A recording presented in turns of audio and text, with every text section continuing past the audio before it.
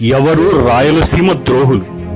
2014లో రాష్ట్ర విభజన జరిగిన తర్వాత ఆంధ్రప్రదేశ్ రాష్ట్రంలో బాగా ఎఫెక్ట్ అయ్యింది రాయలసీమ.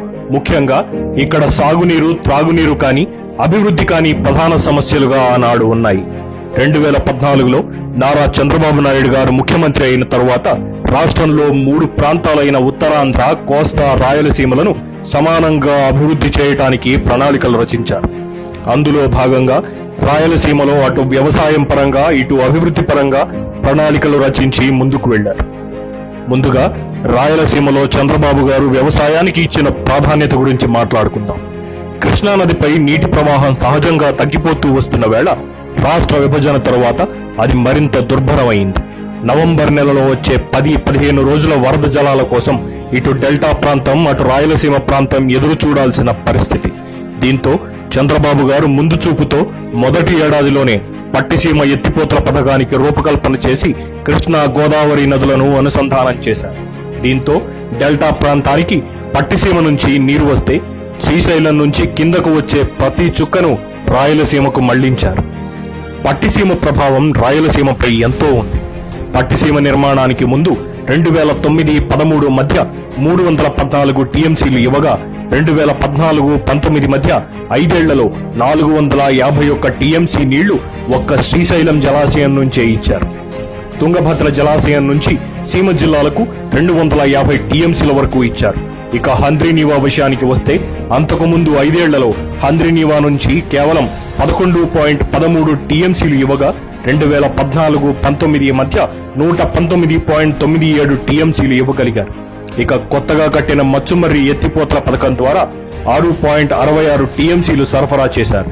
మొత్తంగా చంద్రబాబు హయాంలో ఒక్క శ్రీశైలం నుంచే 451 టీఎంసీలు ఇవ్వగా అన్నీ కలుపుకుని 827 టీఎంసీల నీరు రాయలసీమకు పంపించారు చంద్రబాబు. పట్టిసీమ కారణంగా వరద జలాల ఆధారంగా నిర్మించిన హంద్రీనీవా, గాలేరు నగరి, మచ్చుమర్రి ఎత్తిపోతల పథకాలకు నీళ్లు తీసుకునే అవకాశం వచ్చింది.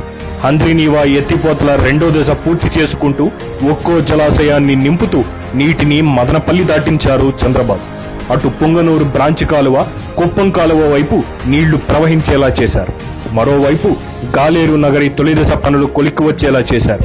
అవుకు టన్నెల్ తవ్వకంలో వచ్చిన సమస్యలను చక్కదిద్ది గోరకల్లు సమస్యలను పరిష్కరించుకుంటూ గండికోట జలాశయంలో నీటి నిల్వలు పెంచగలిగారు. కుప్పం కంటే ముందుగా పులివెందులకు నీళ్లు ఇస్తాను అని చెప్పి పులివెందుల నియోజకవర్గానికి నీళ్లు ఇచ్చారు చంద్రబాబు. గండికోట జలాశయంలో నీటి నిల్వలు పెంచారు.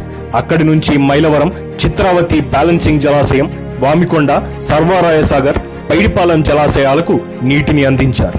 కడప జిల్లాలో కొంత ఆయకట్టు స్థిరీకరించారు. మైలవరం జలాశయం కింద ఉత్తర కాల్వ, దక్షిణ కాల్వల పరిధిలో 72,000 ఎకరాల ఆయకట్టు పరిధిలో 1999 తరువాత 2018లోనే సాగు చేయగలిగారు. మరోవైపు కుందు ద్వారా పెన్నాకు, అక్కడి నుంచి సోమశిలకు నీరు తరలించారు. ఫలితంగా కడప జిల్లాలో చీనీ తోటలు పచ్చదనంతో కళకళలాడాయి. చిత్తూరు జిల్లాలో కాలువలోకి నీళ్లు ప్రవహించాయి. అనంతపురంలో ఏళ్ల తరబడి సాగుకు దూరమైన పొలాల్లో వరి సిరులు పండాయి. కర్నూలు జిల్లాల్లో జలసబడి నెలకొంది. సాగునీటిలో రాయలసీమకు ఇంత చేసిన చంద్రబాబు రాయలసీమ ద్రోహ? మీరే చెప్పండి.